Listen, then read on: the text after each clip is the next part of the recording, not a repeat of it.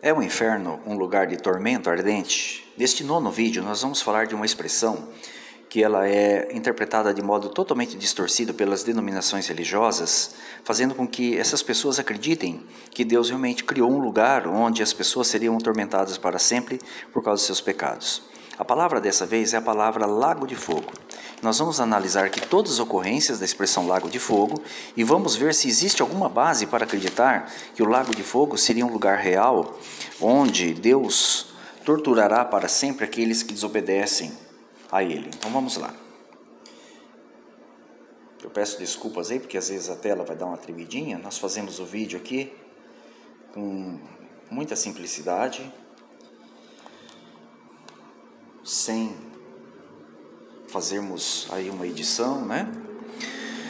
A primeira ocorrência que nós temos está no livro de Apocalipse, capítulo 19. Então o que nós temos aqui? Veja a palavra lago de fogo aqui no finalzinho. Quem que é lançado no lago de fogo? A besta e o falso profeta. A besta e o falso profeta são pessoas reais, criaturas reais, inteligentes, ou elas representam instituições que desaparecerão quando Jesus Cristo atuar em nome de Jeová? Evidentemente que são termos simbólicos que representam instituições que enganam as pessoas, né, que desencaminham as pessoas de Deus, e essas instituições elas serão destruídas, né? Elas desaparecerão da terra, como que lançado no lago de fogo. Então fica muito claro aqui um simbolismo nesse relato, né? A próxima ocorrência está no capítulo 20, versículo 10. Aqui você já tem um misto de realismo e de simbologia, tá? O diabo é real, lançado no lago de fogo. Mas quem que estava lá? A besta e o falso profeta, que nós vimos no versículo anterior, que são símbolos. Então, essa passagem seria uma das passagens que daria a entender que o lago de fogo seria um lugar real. Mas se fosse um lugar real, realmente com fogo literal, como que ele poderia atingir o diabo e os demônios, que são criaturas espirituais, né?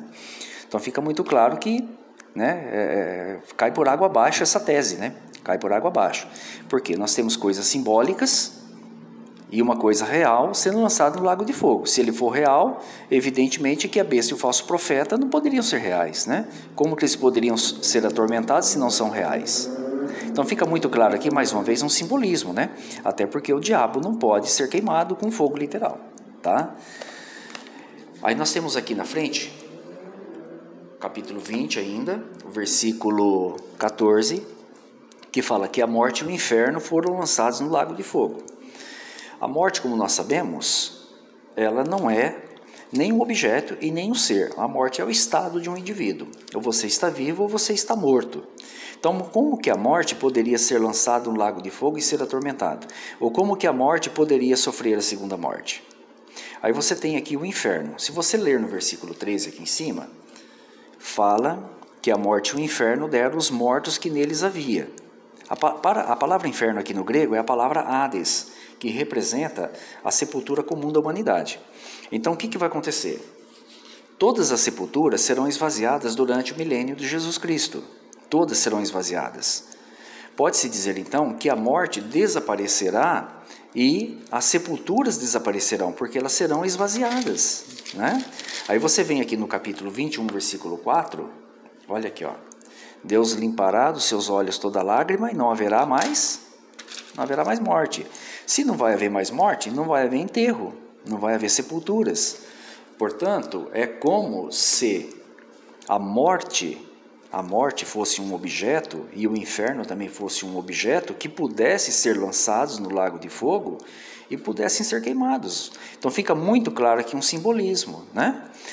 Aí você tem no versículo 15 que fala, quem mais? E aquele que não foi achado escrito no livro da vida, né? Foi lançado no lago de fogo. Se aplica a mesma regra de Satanás, o diabo e os demônios, né? É interessante que nós já consideramos num vídeo anterior que o diabo, ele vai deixar de existir.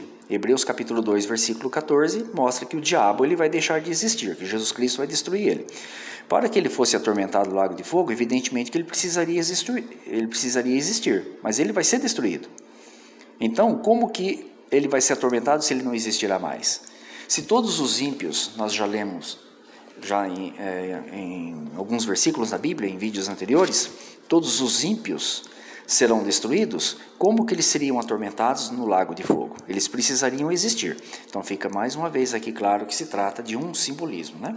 E por último nós temos o capítulo 21, versículo 8, que está aqui, ó, onde fala: todos os pecadores, pessoas que fazem aquilo que desagrada a Deus, serão lançados no lago de fogo, que é a segunda morte. Tá?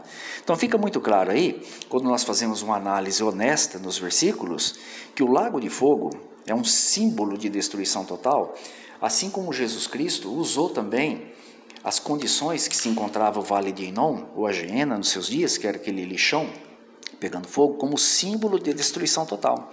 Nos dois casos, portanto, há um simbolismo representando que Deus destruirá para sempre todos aqueles que se rebelam contra Ele, né? De forma impenitente, né?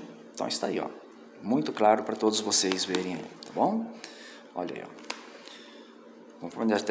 Só repetindo, né? Como que poderia o inferno também ser lançado em outro inferno, né? Não tem menor sentido, né? Então, essa invenção, né, das religiões aí vai por água abaixo quando nós fazemos uma análise honesta da palavra de Deus, né? Muito bem, vamos falar um pouquinho do Tártaro agora, tá? A palavra Tártaro, ela ocorre só uma vez na Bíblia, mas quando nós analisamos todo o contexto, fica fácil de nós entendermos do que se trata o Tártaro. Essa palavra foi traduzida erroneamente pela palavra inferno, e assim confunde as pessoas imaginando na existência de um terceiro inferno, onde estariam os anjos, né, ou os demônios que desobedeceram a Deus. Está aqui, ó, que se Deus não perdoou os anjos que pecaram, mas lançando, né, no inferno, entregou-os a cadeias de escuridão, ficando reservados para o juízo. Tá? O relato aqui está falando dos dias que antecederam os dias de Noé, dos anjos que se rebelaram contra Deus, se materializaram para ter relações com as mulheres na terra. O relato está falando disso. Tá? Perceba que a tradução está errada, tá? Eu vou mostrar para vocês por quê. Porque ela foi parafraseada aqui na frente com uma expressão cadeia de escuridão. Por que usa a expressão escuridão? As pessoas que têm a luz de Deus, que têm a aprovação, é como se tivesse realmente, né, uma claridade à sua frente. Mas aqueles que são condenados por Deus estão como que em escuridão em sentido espiritual, sem esperança nenhuma. Apenas nesse sentido. Então, o apóstolo Pedro aqui, ele parafraseou a palavra tártaro, ele parafraseou com a palavra cadeia. Perceba que ele não foi o único que fez isso. Olha aqui, ó, em Judas, o capítulo 1, versículo 6, também fala do mesmo evento, dos dias de Noé, etc. E Judas escreveu assim, ó: e aos anjos que não guardaram o seu principado, ó, mas deixaram a sua própria habitação, ó, Deus reservou eles o quê? Em escuridão, olha, sem luz da parte de Deus, sem esperança. E o quê? Em prisões eternas, que tem um simbolismo aqui, uma certa ligação aqui com o Tártaro. Tá? Olha aqui, até o dia do juízo, do grande dia. Se você ler aqui 2 Pedro 2,4, você vê que parece que Judas copiou o que Pedro escreveu. Olha aqui, ó. Pode ver que ele usa a palavra cadeias de escuridão, lá ele usa prisão, né? E fala também sendo reservados para o juízo, o julgamento da parte de Deus. Então fica muito claro que os dois estão falando do mesmo evento, né? Mas a expressão usada foi cadeia ou prisão. O apóstolo Pedro, um pouco antes disso aqui, na primeira carta, ele havia dito que Jesus, após a sua ressurreição, pregou a esses anjos aqui, ó, no qual também ele foi e pregou, é o quê? Aos espíritos em prisão. Perceba que ele está falando dos mesmos anjos, porque no contexto, aqui no capítulo 20, ele está falando dos dias de Noé. Olha aqui, ó. Está falando dos dias de Noé, dos dias que antecederam o dilúvio. Olha aqui, ó. Tá? Então, note que há uma harmonia nas expressões usadas por Pedro, onde ele parafraseou a palavra tártaro com prisão, da mesma forma que ele fez na primeira carta, capítulo 3, versículo 19, e assim como também Judas fez aqui no capítulo 1, versículo 6.